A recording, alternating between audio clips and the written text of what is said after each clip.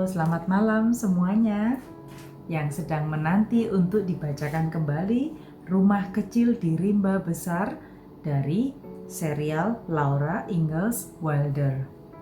Oke, ini adalah serial favorit saya.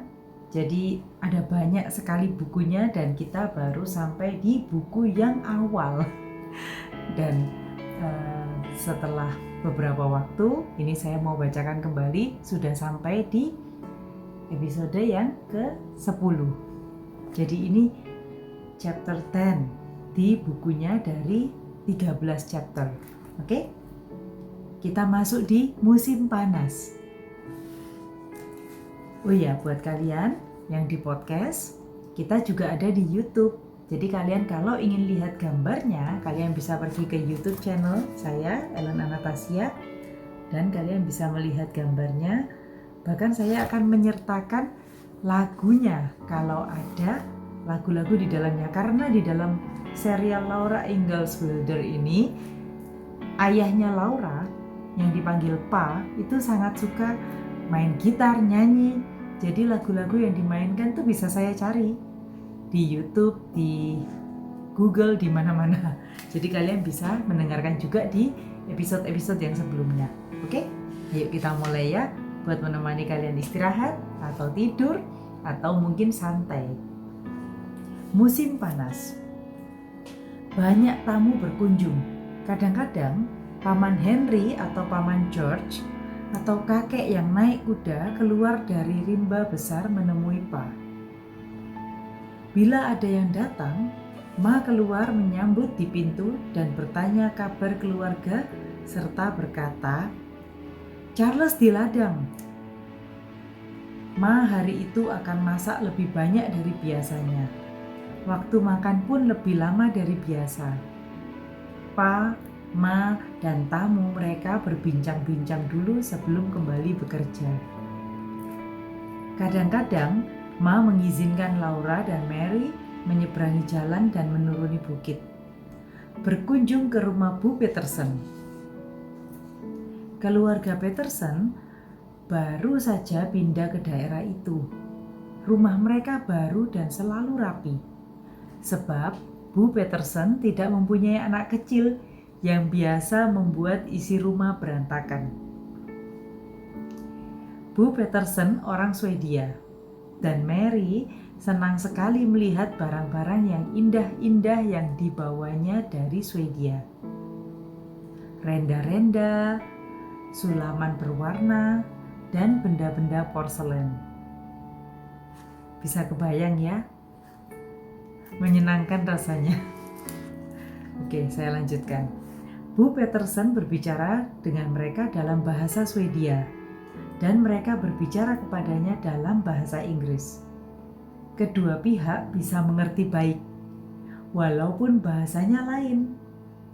Bu Peterson selalu memberi mereka masing-masing sebuah kue bila mereka berpamitan, dan keduanya menggigit kue-kue itu sedikit-sedikit dalam perjalanan. Laura menggigit kuenya hingga tinggal setengah. Mary juga menghabiskan jumlah yang sama. Mereka bermaksud memberikan yang setengah untuk Carrie. Sesampainya di rumah, Carrie mendapat 2 potong kue, setengah-setengah, hingga jumlahnya jadi sama dengan sebuah kue utuh. Ini tidak benar. Mereka berdua ingin membagi kue secara adil dengan Carrie. Namun, bila Mary makan kuenya setengah, sedangkan Laura makan kuenya semua, atau Laura makan setengah dan Mary makan seluruhnya, dan memberikan yang setengah itu pada Carrie, rasanya juga tidak adil. Mereka tidak tahu cara membagi yang tepat. Karena itu, masing-masing hanya makan setengah dan memberikan sisanya kepada Carrie. Itu berarti Carrie dapat 1 penuh. Entah bagaimana, rasanya ini juga tidak adil. Kadang-kadang seorang tetangga datang untuk memberitahu bahwa keluarganya akan berkunjung. Dalam hal seperti ini, Ma lalu sibuk membersihkan rumah. walaupun belum waktunya membersihkan. Ia juga masak lebih banyak serta membuka bungkusan gula toko. Pada hari yang ditentukan, pagi-pagi sebuah gerobak muncul di pintu pagar. Laura serta Mary mempunyai kawan main baru. Bila Pak dan Bu Hewlett, tulisannya H-U-L-E-A-T-T, H-U-L-E-A-T-T, Hewlett, berkunjung. Bila Pak dan Bu Hewlett berkunjung, mereka selalu membawa Eva dan Clarence. Eve and Clarence. Ya begitu mungkin ya nyebutnya ya. Karena kita bacanya dalam bahasa Indonesia, dan untuk anak-anak Indonesia ataupun orang dewasa yang masih suka mendengarkan ceritanya Laura Ingalls Wilder ini, jadi saya baca dalam bahasa Indonesia. Jadi di sini ada Pak dan Bu Hewlett berkunjung. Mereka selalu membawa Eva dan Clarence, anak-anak mereka. Eva seorang anak yang cantik, mata dan rambutnya hitam. Ia selalu bermain dengan hati-hati dan menjaga agar gaunnya tetap bersih dan rapi. Mary suka bermain seperti itu. Laura lebih suka bermain dengan Clarence. Clarence berambut merah, wajahnya penuh bintik-bintik. Ia selalu tertawa. Bajunya sangat bagus, warnanya biru, kancingnya banyak berbaris panjang di bagian depan dengan kancing-kancing berukir dan cemerlang. Dihiasi pula dengan renda-renda. Ia selalu memakai sepatu yang ujungnya dilapisi tembaga. Lapisan tembaga di sepatu itu begitu cemerlang, sehingga Laura ingin menjadi seorang anak lelaki. Ya, Clarence ini cowok ya. Dan Laura ini tomboy. Oke, kita lanjutkan. Anak perempuan tidak memakai sepatu yang berlapis tembaga. Laura dan Clarence selalu bermain kejar-kejaran, berteriak-teriak, dan memanjat-manjat pohon. Sementara Mary dan Eva berjalan-jalan dan bercakap-cakap saja. Coba lihat ini ya. Ini saya beri gambarnya Laura dan Clarence manjat pohon. Kegiatan yang menyenangkan ya. Ini anak cowok kecil ini Clarence. Dan ini sepatunya yang diceritakan oleh Laura. Oke, biar kelihatan seperti ini. Ini Laura. Rambutnya juga acak-acakan. Clarence ini rapi.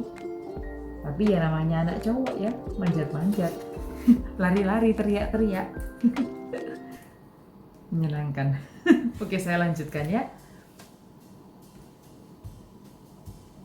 Ma dan Bu Hewlett bercakap-cakap dan melihat-lihat koleksi buku milik Bu Hewlett. Pa dan Pak Hewlett melihat-lihat kuda, ladang, dan menghisap pipa. Suatu kali, Bibi Lottie atau Aunt Lottie berkunjung. Pagi itu Laura harus tegak berdiam diri lama sekali. Sementara Ma melepaskan gulungan-gulungan kecil di rambutnya. Oh ya, supaya rapi ya. Jadi rambutnya Laura di hairstylist sama mamanya. Jadi Laura harus diam manis supaya rambutnya tetap bagus. Oke? Sedangkan Mary telah siap, ia duduk sopan di kursi. Rambutnya yang keemasan itu gemilau, gaun birunya segar dan rapi. Laura lebih menyukai gaun merahnya sendiri. Namun, agaknya Ma salah mengatur rambutnya. Lagi pula, warnanya coklat dan bukan keemasan, sehingga tidak ada yang memperhatikannya. Ya, karena rambutnya Mary itu berwarna keemasan, jadi golden blonde. Jadi tiap garisnya akan lebih terlihat kalau diatur rambutnya, ditata, entah dikepang atau diapakan. Tapi kalau rambut hitam, coklat, ya memang tidak terlalu kelihatan. Tapi semua anak itu punya cantiknya sendiri-sendiri ya, walaupun yang satu rambutnya keemasan, yang satunya rambutnya coklat. Oke, kita lanjutkan ya. Nah, Laura merasa Ma salah mengatur rambutnya. Ya lagi pula warnanya coklat dan bukan keemasan, sehingga tidak ada yang memperhatikannya. Semua orang memperhatikan dan memuji rambut Mary. Nah, kata Ma, rambutmu telah bergelombang indah. Bibi Lottie juga akan datang. Jemputlah ia dan tanyakan apakah ia lebih suka rambut coklat atau rambut keemasan. Laura dan Mary lari keluar ke jalan, sebab Bibi Lottie telah ada di pintu pagar. Oh, Bibi Lottie-nya sudah sampai di pintu pagar. Bibi Lottie sudah besar, jauh lebih tinggi dari Mary. Gaunnya merah jambu dan ia melenggang membawa topi kerudungnya. Mana yang lebih kau sukai, Bibi Lottie? Tanya Mary. Rambut coklat atau rambut keemasan? Memang Ma telah menyuruh mereka bertanya dan Mary yang patuh itu betul-betul menanyakan. Laura merasa jengkel sekali dan berdebar-debar menunggu jawaban Bibi Lottie. Aku suka keduanya, kata Bibi Lottie tersenyum. Digandengnya Laura dan Mary dan sambil berdansa mereka bertiga masuk ke rumah. Sinar matahari memasuki rumah lewat jendela. Semuanya rapi dan cantik. Meja beralas kain merah, tungku digosok hingga hitam berkilau. Dari pintu kamar tidur, Laura bisa melihat tempat tidur mereka yang bersembunyi di bawah tempat tidur besar. Lemari makan terbuka, memperlihatkan berbagai bahan makanan yang sedap baunya. Susan hitam menuruni tangga dari loteng tempat ia tidur siang. Buat kalian yang belum tahu, Susan hitam itu kucing. Memang dari awal ada peliharaan keluarga ini ya. Hari itu sangat menyenangkan dan Laura begitu gembira dan manis. Tidak akan ada yang menyangka bahwa sorenya ia nakal sekali. Bibi Lottie pulang, Laura dan Mary lebih rasa lelah. Bibi Lottie pulang, Laura dan Mary lelah dan merasa jengkel. Mereka berdua sedang berada di tempat penimbunan kayu, mengumpulkan serpih-serpih kecil untuk menghidupkan api di perapian besok pagi. Ini pekerjaan yang paling tidak mereka sukai. Sore itu mereka semakin membenci pekerjaan itu.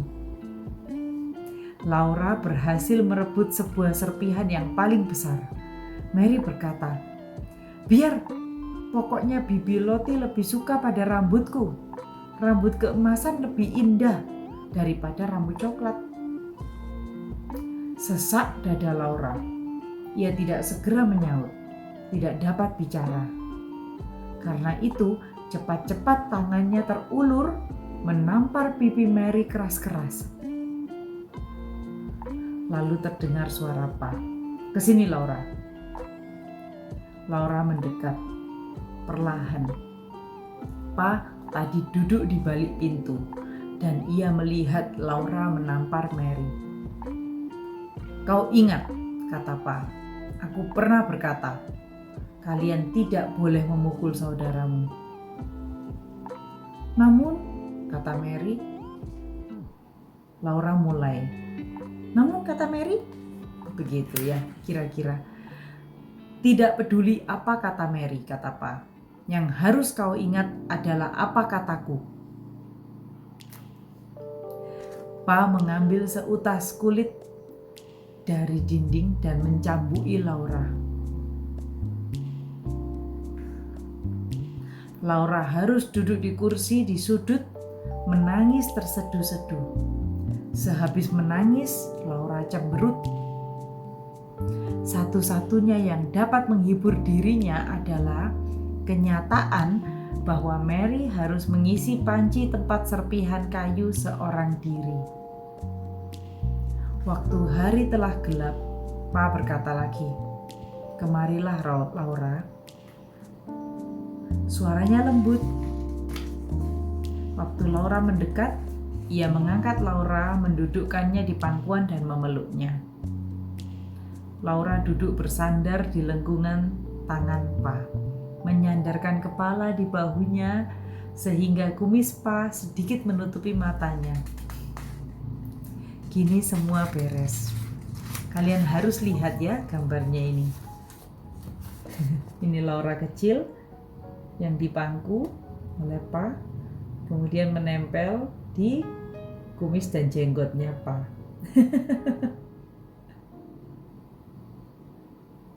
Lucu. Oke, saya lanjutkan ya. Jadi mereka duduk di sudut dan lampu di zaman itu belum ada listrik kan ya, jadi lampunya itu dari lampu duduk dan di dalamnya ada apinya untuk menyalakan. Rumahnya rumah kayu. Oke.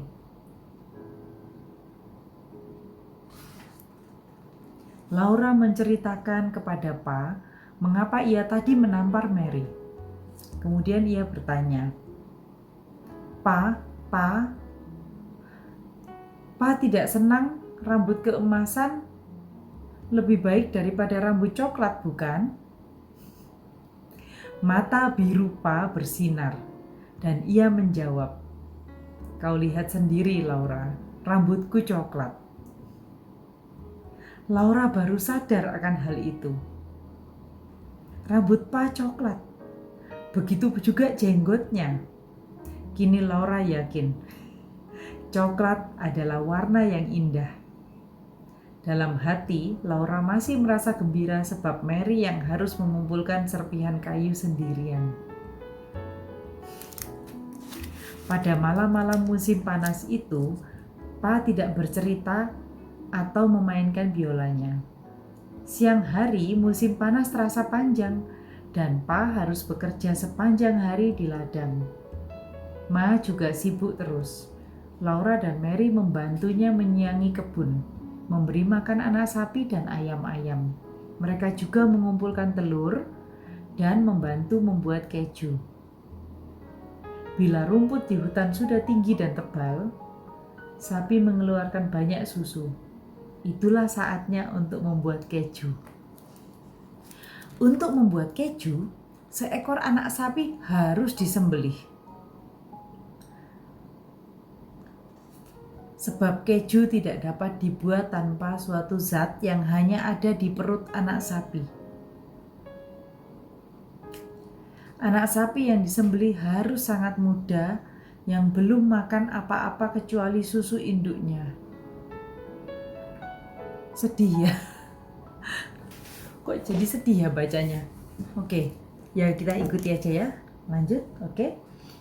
Laura takut kalau Pa akan menyembelih salah satu anak sapi yang ada di kandang.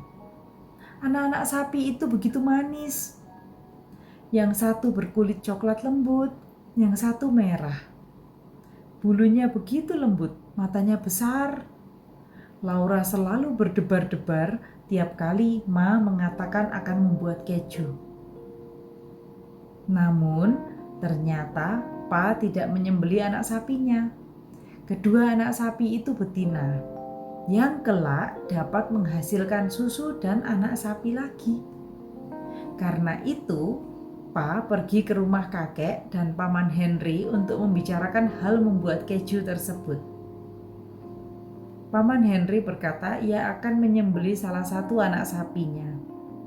Zat dari perut yang ada cukup banyak untuk membuat keju oleh Bibi Polly, Nenek, dan Ma.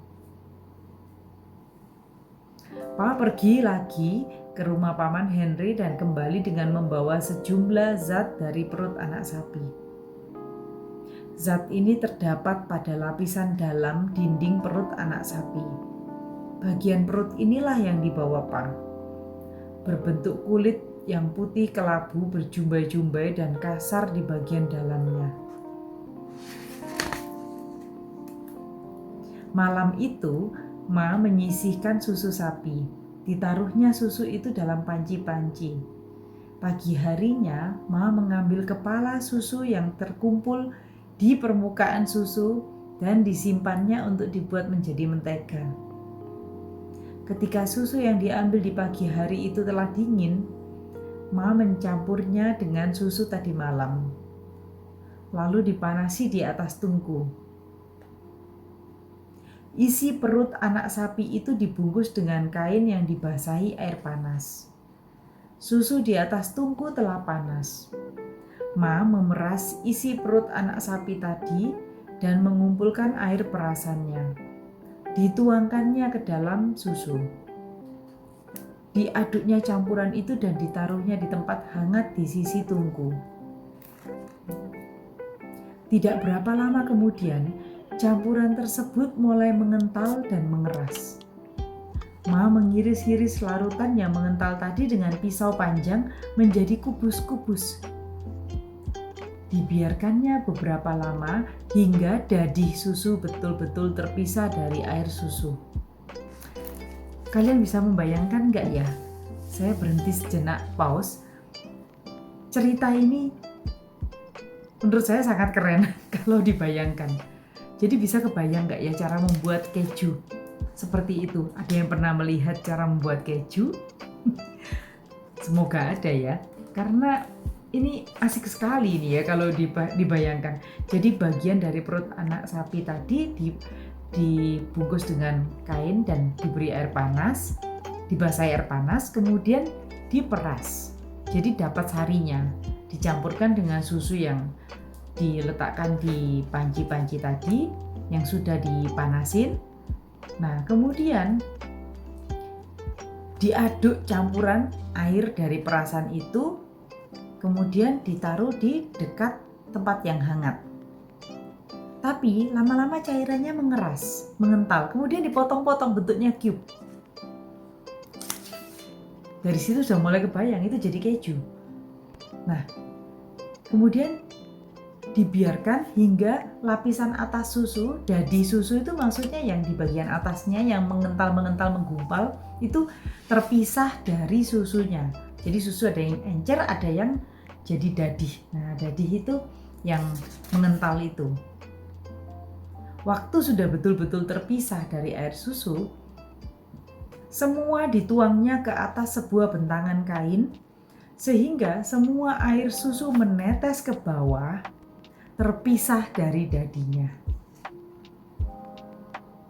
Ketika tidak ada lagi air susu menetes, Ma mulai menuangkan dadi susu tadi ke dalam panci besar, menggaraminya, mengaduknya hingga rata. Laura dan Mary tidak pernah ketinggalan membantu. Mereka juga suka sekali makan potongan dadi susu yang sedang digarami Ma itu. Berdecit-decit dadi susu itu bila digigit. Nah, ini kalian kebayang nggak ya? Saya pause lagi karena saya suka menjelaskan supaya kita sama-sama bisa mengerti apa yang ada di balik cerita ini dan bukan hanya mengalir begitu saja. Jadi pernah makan sesuatu yang kalau kita ngomong itu membuat gigi kita seolah-olah bersih. Jadi waktu giginya bergesekan ada bunyi berdecit, cit cit cit gitu. Buat yang nggak tahan rasanya nggak nyaman. Tapi kalau tahan ya oke aja. Dan ini buat anak kecil ini pengalaman yang menyenangkan. Jadi mereka ngemil sambil bantu mamanya. Kemudian mereka setiap kali ngemil itu giginya semakin bergesekan dan kalau bergesekan rasanya bersih sekali. Oke, kita lanjut ya. Oh iya, ini saya tunjukkan dulu gambarnya. Nah, ini Laura membantu Ma. Anak-anak yang baik, kalau kalian mendengarkan ini, kalian bisa loh melakukan ini walaupun ini cerita di masa tahun-tahun yang sudah lewat jauh, tapi membantu orang tua itu selalu menyenangkan. Menyenangkan untuk kalian dan menyenangkan untuk orang tua yang dibantu. Karena membantu orang tua itu seperti diajak bermain. Jadi menyenangkan buat Laura lihat. Dia bantu ngaduk-ngaduk, dia bantu membersihkan panci, dia bantu apapun yang dilakukan oleh Ma, dan dia jadi mengetahui prosesnya. Dan itu seperti bermain. Asik kan ya? Saya lanjutkan ya. Di bawah pohon ceri, di depan pintu belakang, Pa telah menyiapkan papan untuk mencetak keju. Ia membuat 2 saluran di sepanjang sebilah papan dan menaruh papan itu bertumpu pada 2 potong kayu. Yang satu lebih tinggi daripada yang lain. Di bawah ujung papan yang rendah diletakkan sebuah ember kosong. Ma meletakkan lengkungan kayu untuk mengimpit keju di dalamnya. Ma meletakkan lengkungan kayu untuk mengimpit keju. Di dalamnya, Ma melapiskan kain basah dan mengisi lengkungan tersebut penuh dengan gumpalan-gumpalan dadi keju yang sudah digarami. Gumpalan-gumpalan ini ditutupi lagi dengan kain basah. Dan di atas kain basah diletakkan sekeping papan bundar yang besarnya cukup untuk memasuki lengkungan. Akhirnya, di atas papan bundar ini diletakkannya sebuah batu besar dan berat. Sepanjang hari batu besar itu menekan ke bawah, turun perlahan-lahan. Dari dalam dadih itu terperas lagi air susu yang masih tersisa, merembes masuk ke dalam jalur di papan dan mengucur ke dalam ember. Pagi berikutnya, di dalam lengkungan sudah terdapat sebuah keju bundar, kuning pucat, dan besarnya sebesar panci susu. Keju ini diambil Ma dan tempatnya digantikan lagi dengan gumpalan dadi susu berikutnya. Demikianlah setiap pagi Ma mengambil keju baru dari dalam lengkungan dan meratakannya. Ma menjahit sebuah kantong kain, memasukkan keju ke dalamnya dan dijahit lagi rapat-rapat. Selesai dijahit, bungkusan keju itu ditaruh di dalam rak kamar penyimpanan bahan makanan. Setelah lapisan kainnya digosok mentega secara saksama. Secara saksama artinya secara hati-hati dan teliti. Jadi kain pembungkus kejunya itu full mentega di dalamnya. Oke? Kita lanjut. Setiap hari, Ma menggosok setiap keju dengan kain basah, kemudian melapisinya lagi dengan mentega, serta mengembalikannya lagi ke tempatnya di rak. Harus rajin ya bikin ini. Bagian yang tadi di atas kini ditaruh di bawah. Beberapa hari kemudian, keju-keju itu pun matang. Sisi-sisinya keras sekali. Kemudian Ma membungkus keju-keju itu dengan kertas, menaruhnya di rak tertinggi. Tidak ada lagi yang harus dikerjakan pada keju-keju itu kecuali memakannya. Laura dan Mary senang sekali melihat pembuatan keju. Mereka suka memakan dadi susu yang berdecit di gigi, pinggir-pinggir keju yang diiris Ma untuk membuat keju-keju yang bulat kuning itu menjadi lebih halus sebelum dijahit di dalam kain. Ma mentertawakan mereka yang begitu suka makan keju hijau. Kata orang, bulan terbuat dari keju hijau, kata Ma. Keju yang baru jadi memang mirip bulan purnama yang baru keluar dari balik pepohonan. Namun warnanya hijau, sedangkan bulan warnanya kuning. Keju ini hijau kalau belum matang, kata Ma. Kalau sudah matang, warna hijaunya hilang. Apakah bulan terbuat dari keju hijau? Tanya Laura. Ma tertawa. Orang mengatakan begitu karena bentuknya mirip keju, kata Ma, sambil meratakan keju serta mengolesnya dengan mentega. Ma bercerita tentang bulan yang mati dan dingin. Sebuah dunia kecil yang tidak dapat ditumbuhi apa-apa. Pada hari pertama Ma membuat keju, Laura ingin mengincipi air susu yang baru terpisah dari dadi susu itu. Ia mencicipinya tanpa minta izin Ma dulu. Waktu Ma berpaling serta melihat wajah Laura, Ma tertawa. Malam itu, selesai mencuci piring, sementara Laura dan Mary mengeringkan cangkir dan piring, Ma berkata kepada Pa bahwa Laura mencicipi air susu, sisa membuat keju dan tidak menyukai rasanya.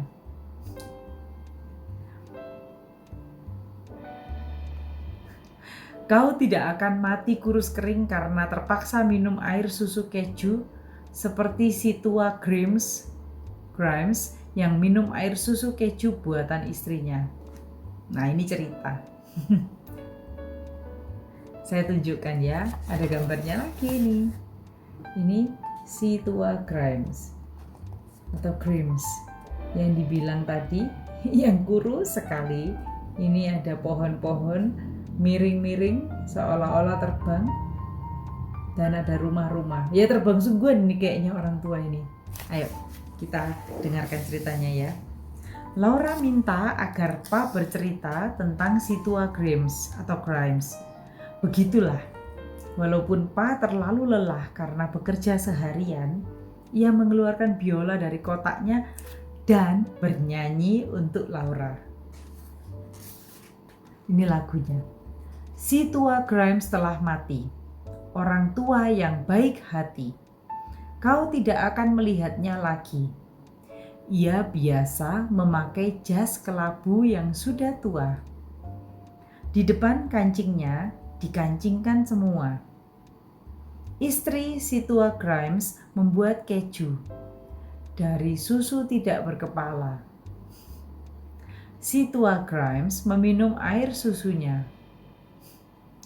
Datang angin timur dari arah barat, sehingga si tua Grimes tertiup lenyap. Oh, begitu lagunya, makanya gambarnya seperti ini.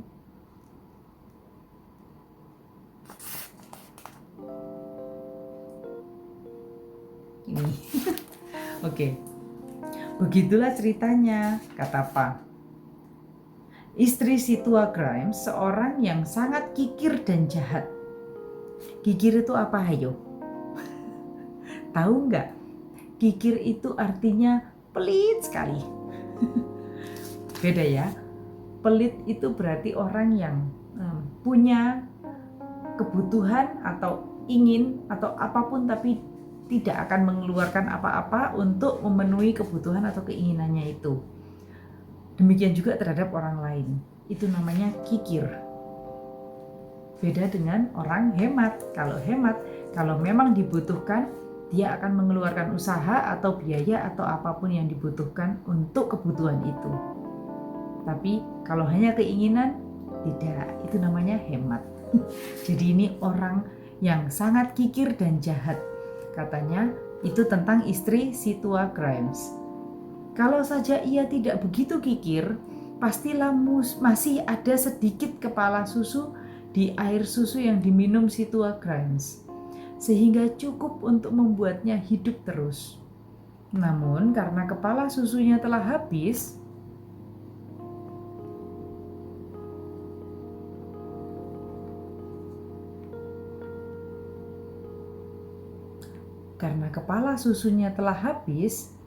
air susu itu tidak dapat membuat si tua Grimes gemuk. Ia begitu kurus sehingga melayang waktu tertiup angin, mati kelaparan. Pa memandang Ma dan berkata, tidak akan ada yang mati kelaparan selama masih ada Caroline. Tentu tidak, kata Ma, asal kau pun ada untuk mencarikan dan menyiapkan segala keperluan kita. Pa sangat gembira. Malam itu nyaman sekali. Pintu-pintu dan jendela terbuka lebar. Cangkir piring bergemerincing ria saat Ma mencucinya. Mary dan Laura mengeringkannya dan Pa menyimpan kembali biolanya sambil bersiul-siul. Beberapa saat kemudian Pa berkata, "Aku akan pergi ke rumah Henry untuk meminjam tajak guna menyiangi ladang." Belukar-belukar mulai tumbuh lagi, pesat sekali. Kalau tidak dijaga ladang itu, kalian tahu artinya tajak? Yang pasti itu alat untuk menyiangi. Menyiangi itu berarti merapikan lagi ladang atau tempat. Ladang itu berarti rumput, ada tanaman kecil-kecil, tempat untuk bekerja. Dan ada tanaman-tanaman yang berbuah atau tumbuh sayur. Jadi menanam sayur atau menanam buah di situ semua. Jadi ladangnya mau dirapikan supaya tidak tambah tinggi-tinggi tanaman liarnya kemudian menjadi hutan rimba lagi. Karena mereka tinggal di situ. Nah, pagi-pagi sekali Pa berangkat, berjalan ke rumah Paman Henry. Namun tidak berapa lama kemudian ia telah kembali, memasang kuda dan gerobak, melemparkan kapak ke gerobak bersama 2 buah bak cuci dan sebuah periuk untuk masak air. Semua ember yang ada juga dilemparkan masuk. "Mungkin tidak kuperlukan, Caroline, tetapi kalau ternyata perlu, sayang bila harus kehilangan kesempatan," kata Pa. Ada apa sih? Kata Laura. Tanya Laura, tidak sabar, meloncat-loncat. "Pa menemukan sebuah tunggul kayu tempat lebah madu bersarang," kata Ma. "Mungkin ia dapat memperoleh sedikit madu." Tengah hari, Pa muncul. Laura telah lama menunggu. Begitu gerobak kelihatan, Laura berlari mendapatkannya. Gerobak berhenti di halaman kandang, namun Laura tidak dapat melihat apa yang ada di atasnya. Pa berseru, "Caroline, tolong ambil ember berisi madu ini, sementara ku lepaskan pasangan kuda." Ma keluar, tampaknya kecewa dan berkata, "Ya Charles, biarpun hanya 1 ember tidak apa, pokoknya madu." Namun waktu Ma melihat ke dalam gerobak, ia terkejut dan mengangkat tangan. Pa tertawa terbahak-bahak. Ternyata semua ember dan semua bak yang tadi dibawa Pa kini penuh melimpah dengan madu yang berwarna kuning emas. Periuk tempat merebus air juga penuh. Pa dan Ma terpaksa mondar-mandir membawa ember yang penuh madu itu ke rumah. Ma menuangkan madu itu penuh-penuh ke sebuah piring. Yang lain ditutupi rapi dengan kain. Untuk makan siang, mereka diperbolehkan meminum madu yang lezat itu sebanyak-banyaknya. Pa bercerita bagaimana ia menemukan sarang lebah tempat madu itu. "Aku tidak membawa senapan," kata Pa. "Aku tidak bermaksud berburu dan di musim panas sedikit sekali kemungkinan bertemu dengan bahaya di hutan. Macan kumbang dan beruang, saat-saat begini semuanya gemuk. Mereka malas dan tidak galak. Nah, aku mengambil jalan pintas dan kepergok seekor beruang besar. Aku baru saja mengitari semak-semak dan pada jarak sepanjang kamar ini, kulihat ia berdiri." Maksudnya beruang besar itu ya. "Ia berpaling kepadaku dan agaknya ia tahu bahwa aku tidak membawa senapan. Ia sama sekali tidak memedulikan aku. Ia berdiri dekat sebatang kayu besar.